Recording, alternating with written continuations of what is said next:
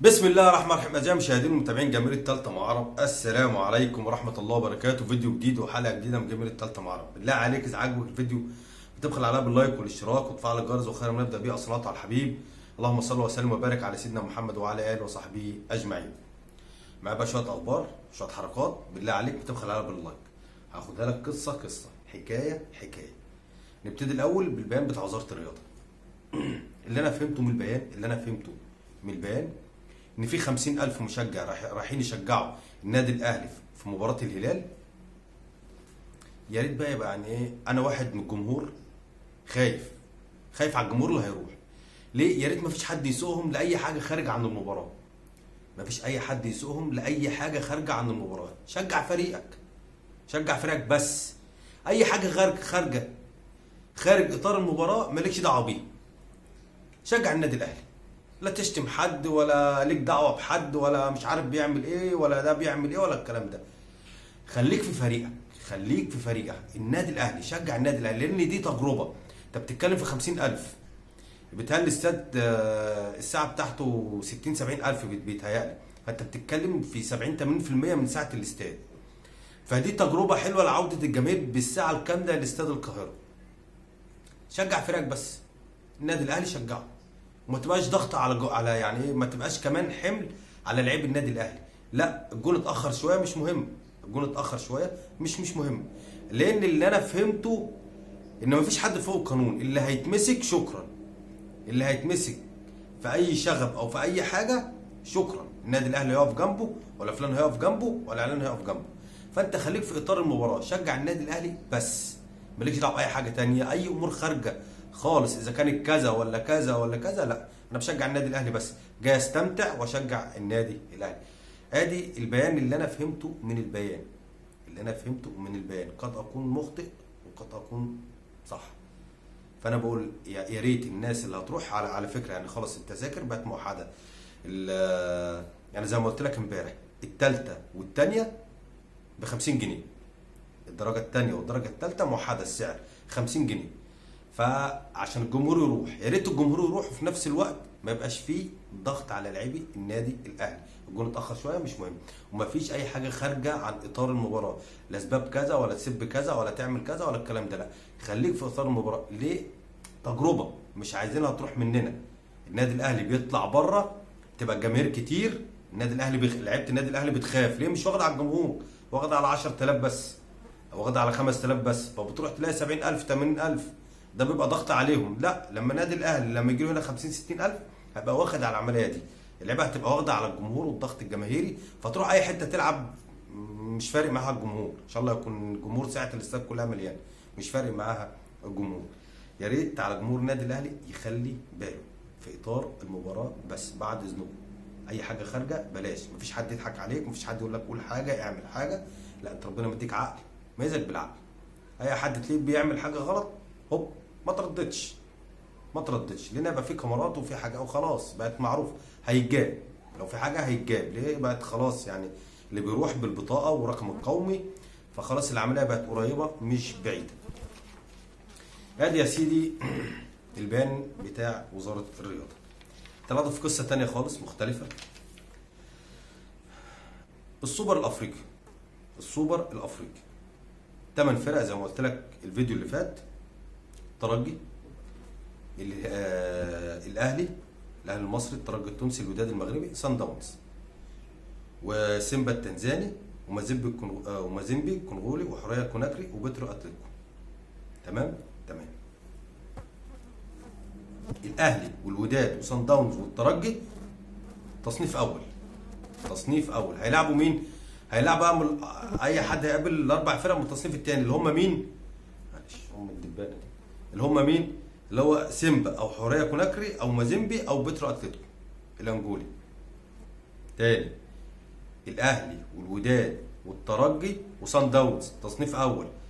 هيقابل مين؟ هيقابل اي يعني ممكن الاهلي يقابل اي حد من الاربعه اللي اقول لك عليهم دول. سيمبا التنزاني او حوريه كوناكري او مازيمبي او بترو اتلتيكو الانجولي.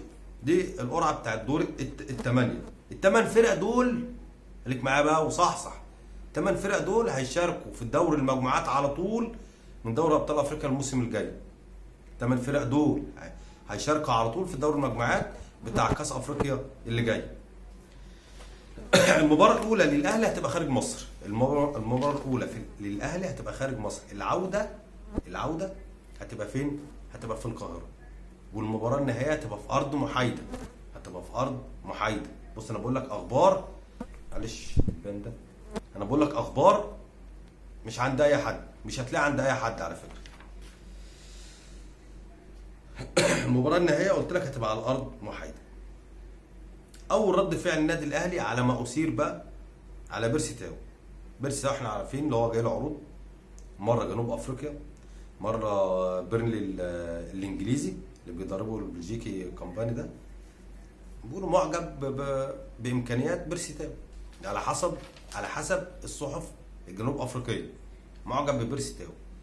فالنادي الاهلي والله ردا على الصحف دي قال لك يا عم ماشي، والله لو جالنا عرض بقيمه ماديه كويسه احنا موافقين، ما عندناش اي مانع، طالما العرض كويس من الناحيه الماليه ما عندناش اي مانع. ادي رد النادي الاهلي، انا قلت لك ما عندوش اي مانع. الصيف اللي جاي والله جه عرض كويس، خلاص بيرسي تاو شكرا مع السلامه، لان احنا عانينا منه، مع ان بيرسي تاو دلوقتي كويس. تلاحظ كده يا سيدي على حته ثانيه. الاهلي هو بشكل رسمي امين الصندوق في النادي الاهلي الاستاذ خالد مرتجي، المهندس خالد مرتجي، اكد على ان غرامه محمود عبد المنعم كهربا هتدفع لنادي الزمالك، وقال ان كهربا في تصريحات قلب الدنيا. انت شفت خالد مرتجي، المهندس خالد مرتجي كان عامل تصريحات قلب الدنيا امبارح، السوشيال ميديا كلها مقلوبه، ما تعرفش بقى يعني ايه بيستفز جمهور الزمالك ونادي الزمالك في الحته دي، ماشي. قال لك كهربا في حاله مميزه جدا، متالق مع النادي الاهلي، وهيدفع الغرامه كامله مكمله. وكهربا يعني اتحط في ظروف صعبه ما تحملهاش اي حد، لكن كهربا كان راجل وادى في الملعب ومتالق مع النادي الاهلي، واحنا شايفينه الصراحه، احنا شايفين كهربا هاتريك في القطن، كل مباراه بينزل يا اسيست يا جون، فكهربا رقم واحد من ناحيه المهاجم للنادي الاهلي. فخالد مرتجي اتكلم عن كهربا، قال لك خلاص كهربا هيقدر يدفع الغرامه قبل يوم 11. كابتن محمود الخطيب انا قلت لك قبل كده، ننبه على الكابتن سيد عبد الحفيظ ان غرامه كهربا تدفع قبل يوم 11 قبل الايقاف. سمعت ان حوريه كوناكري في السوبر الافريقي، ان الاتحاد الافريقي ممكن يستبعده، ويحط حد مكانه. ارجع تاني لموضوع كهربا، ان المهندس خالد مرتجي قال لك كهربا مر بظروف صعبه، وكهربا ما حدش يتحمل الظروف دي، وكهربا كان متالق مع النادي الاهلي وهيدفع الغرامه قبل يوم 11. واتكلم برضه على لولا انسحاب النادي الاهلي من بطوله افريقيا، اللي الزمالك ساعتها توهج في بطوله افريقيا، خد 3 مرات ورا بعض، فقال لك المفروض يشكر صالح سليم، كابتن صالح سليم رحمه الله عليه.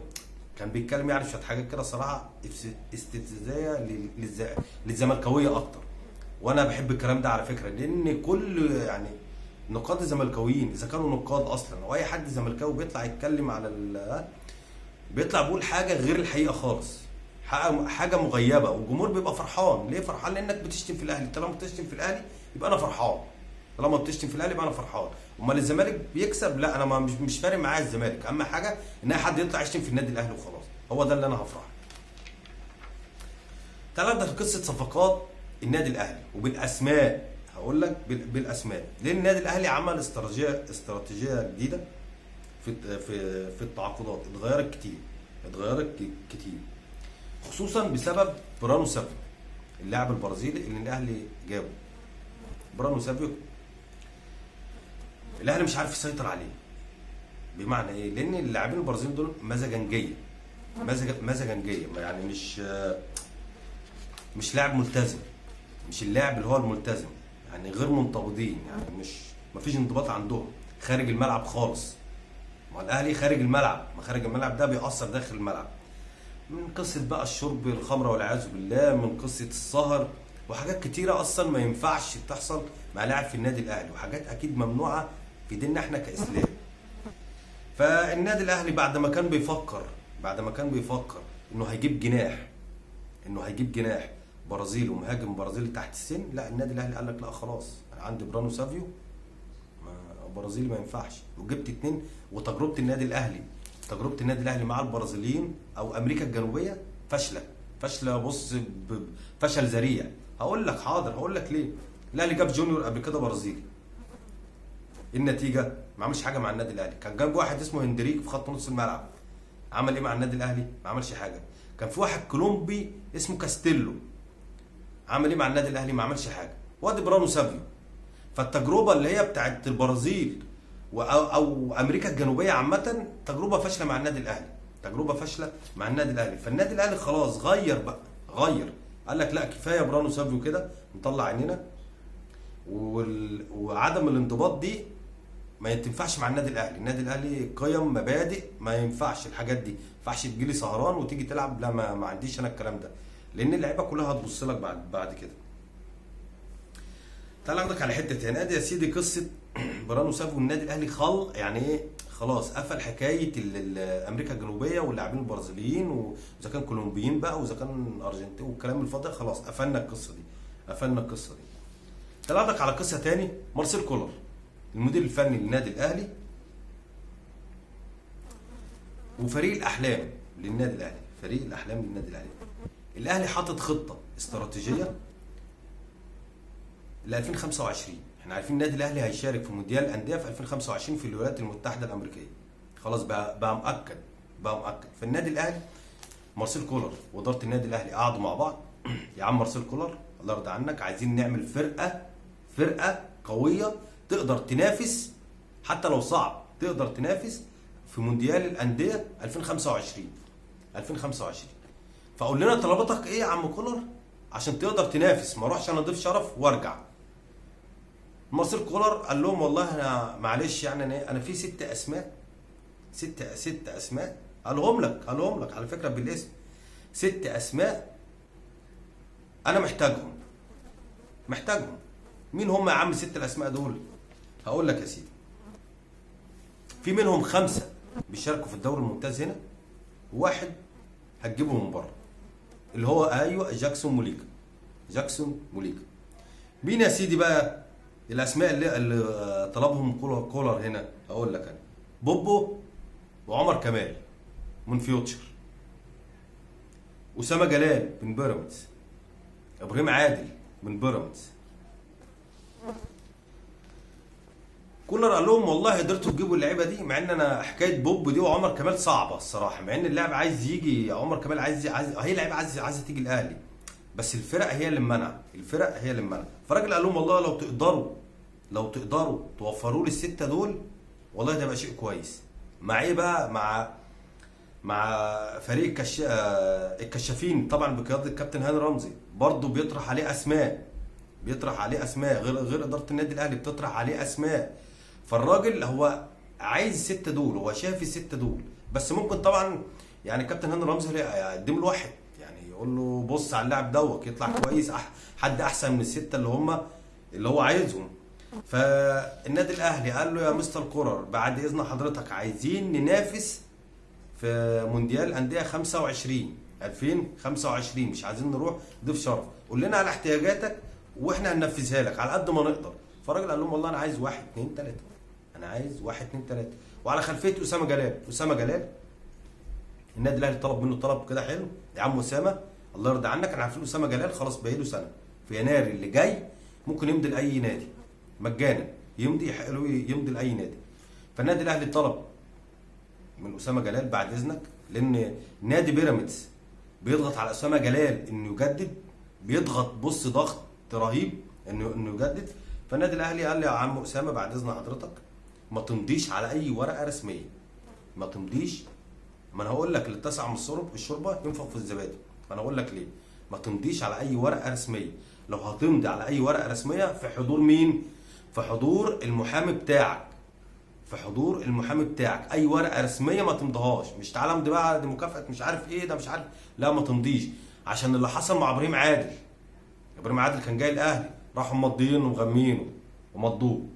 فالنادي الاهلي لا يا اسامه جلال بعد اذن حضرتك ما تمضيش على اي حاجه. والنادي الاهلي قال له اسامه جلال كولر معجب بقدراتك كراجل مدافع وقدراتك الفنيه والبدنيه، فراجل طلبك بالاسم، مفيش احسن منك موجود، انت والونش وعبد المنعم. هات لي حد تاني كده هتلاقيها مفيش، انت التالت بتاعهم.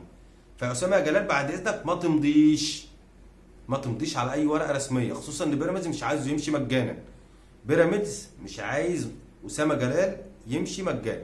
فالنادي الاهلي طلب منه يا اسامه ما تمضيش على ورقه رسميه، وان شاء الله باذن الله هنخلص، يعني خلاص هتخلص تيجي مكانك محجوز، لان كولر مستر كولر معجب بيك، معجب بامكانياتك. انا اقول لك بقى على مصطفى محمد كده على السريع. مصطفى محمد طبعا طلعت اخبار انه معلش الدبان ما اعرفش فيه. مصطفى محمد طلعت اخبار كده انه اهلي ومش اهلي والكلام دوت. انا بقول لك لا، مصطفى محمد جاله عرض من ايطاليا وعرض من فرنسا وعرض من جلاتا سراي التركي. استحاله يعني، استحاله النادي الاهلي ينافس الفرق دي في مصطفى محمد. مصطفى محمد طلع بره اكيد، يعني مش هيرجع، اكيد مش هيرجع دلوقتي خالص، خصوصا ان ربنا ميسره الحال، والله ما حسد يعني، والدنيا ماشيه معاه، الدنيا ماشيه معاه. فما فيش صحه خالص ان مصطفى محمد يرجع النادي الاهلي. خلصت اخباري، بس ما خلصتش حكاياتي. بالله عليك اذا عجبك الفيديو تفعل على باللايك والاشتراك وتفعل الجرس، والسلام عليكم ورحمه الله وبركاته.